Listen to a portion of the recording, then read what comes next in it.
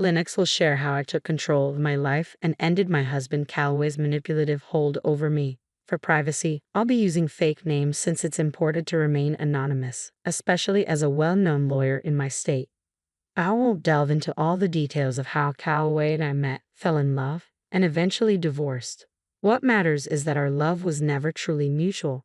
Calloway was unfaithful, and the signs were always there. He distanced himself, spent long hours away, and often went on business trips. Even though I had a successful career as a lawyer, Calloway always saw me as a failure simply because I didn't earn as much as him. One day, during one of his many trips, I made the decision to investigate. I found an old laptop of his and discovered a hidden Facebook account, which confirmed my worst fears. He was having an affair with a beautiful woman he clearly considered more attractive than me. Calloway constantly criticized my appearance, and it crushed me to realize he had chosen someone else. Angry and heartbroken, I confronted him the moment he returned. "Calloway, are you cheating on me? I have proof," I demanded. His response was cold, almost cruel. "Lennox, you just aren't interesting to me anymore. You're always wrapped up in your pointless cases, ignoring me. And let's be honest, you're not exactly a supermodel," he sneered. Stunned, I shot back, "What are you even talking about? I have a demanding job, and you knew that when we got married. I haven't ignored you. It's you who stopped coming home. You shut me out." That's how I uncovered the truth.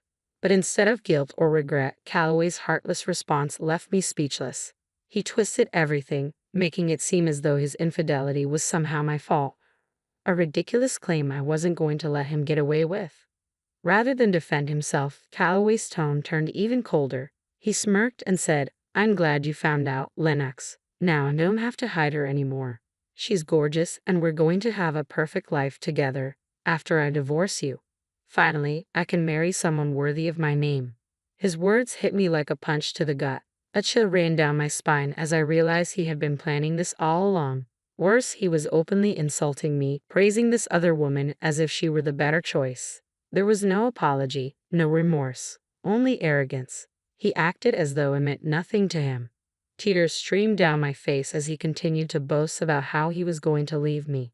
This was the man I had loved for over a decade, and his cruel words shattered my heart. Through my sobs, I asked, "How could you say that, Calloway? After all these years?" "I've stood by you through everything," I said, my voice shaking with a mixture of anger and hurt. "I honored our vows and put you first, always. How could you do this?" Calloway's expression remained cold and dismissive. "It doesn't matter anymore, Lennox. You're just not right for me. I'm a successful business owner now, and I need someone who matches my status. A woman with average looks and a law degree that impresses no one just isn't good enough for me." Humiliated, I felt my chest tighten, but I refused to stay silent. "How could you say that, Calloway? I may not fit your shallow definition of beauty, but I'm a strong, capable woman. I've been a good wife to you, and now you're throwing me away." Without hesitation, he cut me off, his voice cold as steel. "I'm not considering divorce, Lennox. I've already decided. I hired a top lawyer, and the papers are ready. I'll be filing soon. You better pack your things and leave before I get back. I don't want to see your face around here anymore." A few hours later, one of Calloway's friends arrived at my door with a stack of papers in hand. His eyes held a flicker of sympathy as he passed them to me. I took the papers, closed the door, and collapsed to the floor. The weight of everything crashed down on me, and I sobbed uncontrollably for what felt like hours, realizing I had wasted years of my life on a man who never truly loved me.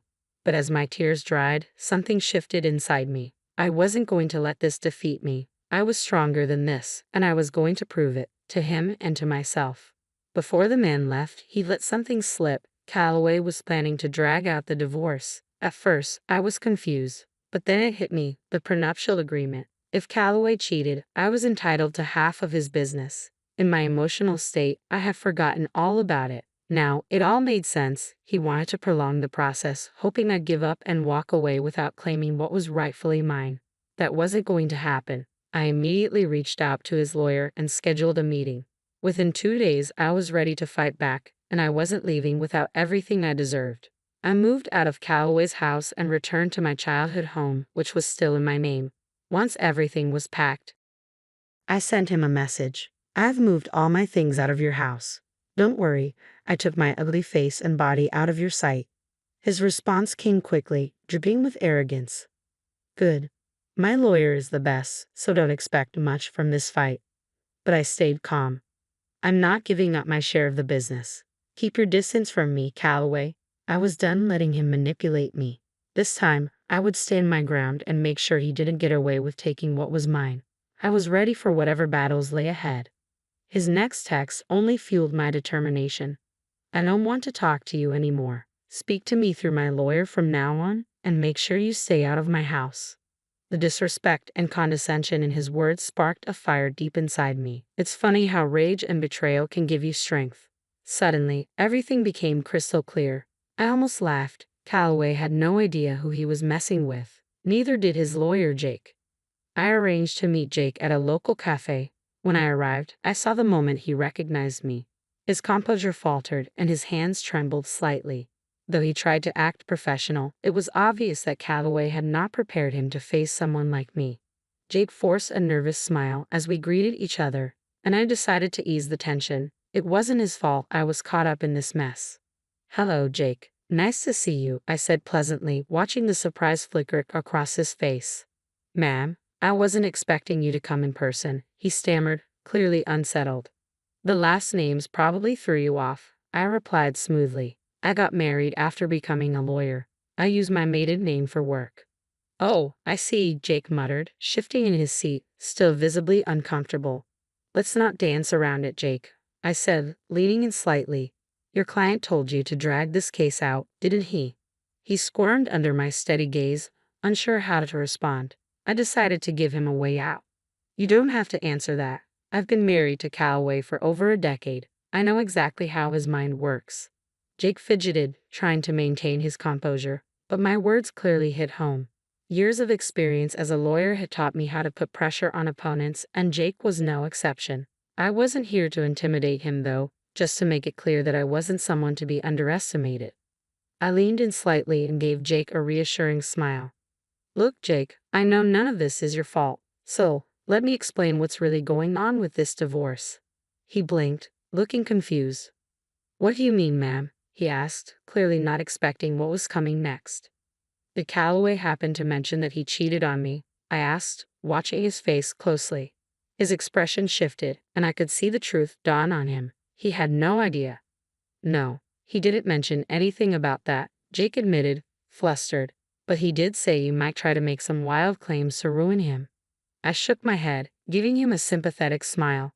Oh, Jake, Calloway played you. But hey, you'll be happy to know he really thinks you're one of the best lawyers out there. He has a lot of faith in you. Jake's smile was uncertain. That's kind of him to say, he murmured, clearly overwhelmed. But I'll never measure up to you, ma'am. I wish he had told me you were a lawyer too. He only said you worked at a firm. I rolled my eyes. Typical Calloway. He never appreciated my achievements. He always looked down on my work and never took me seriously. I paused, letting that sink in before adding, but I was smart enough to make sure we had a prenuptial agreement. Jake's eyes widened, clearly caught off guard. The word prenup hit him like a ton of bricks. He fidgeted in his seat, scrambling to process what I'd just revealed. There's a prenup in this marriage, he stammered, looking almost panicked. Your husband didn't mention that. Do you have any proof, ma'am? I gave him a calm, confident smile. Oh, I have all the proof you need. I pulled a folder from my bag and placed it gently on the table between us. I brought the documents with me. I figured Calloway would try to wriggle out of the consequences, but not on my watch. Jake swallowed hard, his hands visibly trembling as he reached for the folder. I'd really like to see those papers, ma'am, he said nervously. I'll need proof of the affair if you have any, Jake said, his voice cautious. Don't worry, I replied smoothly, opening my bag. I've got everything right here. I handed him all the evidence, messages, photos, legal documents. Everything was meticulously organized and ready. Jake took his time, reviewing each piece carefully. As he examined the evidence, I watched the defeat settle into his expression. He knew there was no way Calloway could come out of this unscathed. After what felt like an eternity, Jake looked up at me, resigned. You have solid proof of everything, ma'am, he admitted. I had no idea about any of this. I figured as much, I said, keeping my tone even. I know how hard it is to deal with clients who aren't being honest, especially when the other side has a strong lawyer. You're right about that, ma'am. Jake sighed, clearly weighed down by the reality of the situation. I think that's all we need to discuss for now. I'll have to have a serious talk with my client before we proceed. Someone will be in touch, though I can't promise it'll be me. I knew what he was hinting at, but I didn't comment. Instead, I thanked him for his time and left the cafe. As I walked out, I felt an immense weight lift off my shoulders. The sadness that had once consumed me was now replaced by a fierce determination. I went straight to work, preparing my own set of documents for the divorce. Calloway had created this mess, and now he was going to face the consequences. There was no escaping what was coming. The very next day, Calloway broke the silence. Despite instructing him to contact me only through his lawyer, he called me directly. His voice was furious when I answered. "What did you say to my lawyer, Lennox?" he barked. I couldn't help but smile. "Oh, look who's calling me after telling me to stay away. What happened with your lawyer, Calloway?" "Stop messing around, Lennox. Tell me what you said to him that made him quit today." "Your lawyer quit today? How unfortunate," I said, dripping with sarcasm. "That's really too bad, Calloway. I guess you should have been honest about what you're up against, Calloway." "You don't know what you're talking about," he spat. "You're a nobody. I won't let you take my family business." "Oh, I'd love to see you try," I replied, my voice steady. "I'll hire a better lawyer than you ever could, and when we're done, you'll be the one begging me for mercy." "Well, good luck with that, Calloway," I said calmly. "Just a word of advice. Make sure you tell your new lawyer about the affair and the prenup." There was a pause, then the sharp click of him hanging up. I couldn't help but chuckle. He was in way over his head, and he didn't even know it yet. Calloway tried to find another lawyer, but word travels fast. My reputation in town was solid, and no decent lawyer wanted to be caught in his sinking ship. Anyone who entertained his lies would be swiftly dismantled once I laid out the evidence. He had promised to make me beg for mercy, but I knew it was only a matter of time before the tables turned. And I was right. One morning, as I was getting ready for work, a knock at the door interrupted me. It was early, and I wasn't expecting anyone. When I opened the door, there he was, Calloway, looking exhausted and utterly defeated. For a moment, I just stared at him, debating whether to send him away. But I let him in. I didn't want a scene outside my house. I had enough on my plate as it was. The moment the door closed behind him, I didn't bother with pleasantries. "Make it quick, Calloway. I don't have time to waste on you. And frankly, I have no idea why you're even here. We were supposed to handle everything through our lawyers." "Yeah, about that," he mumbled, eyes downcast, clearly embarrassed. "I haven't been able to find a good divorce lawyer yet," Calloway admitted, looking defeated. "Oh, that's unfortunate," I said with mock sympathy. "You'd better hurry. I hear Callista's been dying to marry you." "I'm not worried about her anymore," Calloway muttered, shaking his head. "Listen, Lennox, we need to talk. You've been sabotaging my chances with every lawyer. It's unfair." I burst out laughing, genuinely amused by his audacity. "Sabotaging you? Oh, Calloway, that's rich. The fact that you even think that just shows how little you respect me or my profession. You thought you could throw money at people and they'd fall at your feet, didn't you?" His face twisted with frustration. "I don't get it. What did I even do wrong?" I crossed my arms and stared him down. "Should I remind you? You lied to your lawyers about the affair, about the prenup. That's enough to embarrass any lawyer in court. No one wants to represent a client they can't trust, Calloway. And if you haven't realized by now, my name carries weight in this town. You might think I'm nothing, but I've built a reputation, a solid one." Calloway slumped, his shoulders sagging under the weight of realization. "I know that now, Lennox," he said quietly, regret dripping from his voice. "I tried being honest with a few lawyers, but none of them are willing to take my case." "Well, that's what happens when you're up against an ironclad prenup," I said coldly. "You should have thought twice before you cheated. But it's too late now. No sane lawyer is going to take your side, and you will give me half of your business." His face fell, and I could see the panic in his eyes. The business was the only thing he truly cared about. That's why he tried to hire the best lawyer he could, to drag this divorce out and exhaust me into giving up my claim. But now, after days of rejection, even he knew the game was over. Then, as if it were his last resort, Calloway did something I never expected. He started to cry. "Please, Lennox," he begged, his voice cracking. "You know how much this business means to me. Don't take it. Take everything else, just not the business." "Why not, Calloway? I asked, my voice sharp. You were the one who insisted on putting that clause in the prenup. The one that says I get half if you cheat. You wrote your own fate. After everything you've done, do you really think I'm going to walk away empty-handed? I deserve this. It was a mistake, Lennox, he whispered, tears streaming down his face. I swear, the affair was a huge mistake, Calloway pleaded. I've even put the relationship on hold because I realized how wrong it was. Maybe we can give our marriage another shot. I'm sure we can make it work. I let out a loud, incredulous laugh. The audacity of this man was astounding. He was actually asking me to reconcile, as if I would be foolish enough to even consider it. I had heard the rumors that things between him and Calista weren't going well. Apparently, she was upset, and Calloway was unhappy too. But if he thought that was enough to win me back, he was out of his mind. I had learned my lesson the hard way. Marrying Calloway was a colossal mistake, and I wasn't about to make it again. I knew exactly why he was suddenly so desperate to get me back. You must be delusional if you think I'd even consider it, Calloway. Do you think I'm stupid? I know you want me back just to avoid splitting your business. Lennox, we were happy once. Can't we just look past this mistake and start over? I'll cut off Calista, I swear, he begged, trying to sound sincere. There's no need for that, Calloway, I replied, shaking my head. That woman will be gone the minute she finds out you won't be rich anymore after the divorce. As for me, this is my golden opportunity to walk away from this sham of a marriage. I'm actually grateful you showed me your true colors before we ever had kids. Now you're going to deal with the consequences of your actions. I was done. There was nothing left to say. Calloway continued to plead, trying to convince me not to take his business, but his desperate cries only reminded me of the countless nights I had cried myself to sleep because of his betrayal. Seeing him in such a pathetic state filled me with a sense of satisfaction. My revenge was complete. All I wanted now was a clean break to start fresh, and I got more than I expected. Karma hit Calloway hard and fast. For weeks, he tried everything to change my mind, begging me to come back home, but I ignored it all. I wasn't interested in his drama. I was ready to move on. Since he had already filed for divorce, I hired someone from my firm to represent me. I wasn't a divorce lawyer and wanted as little interaction with him as possible.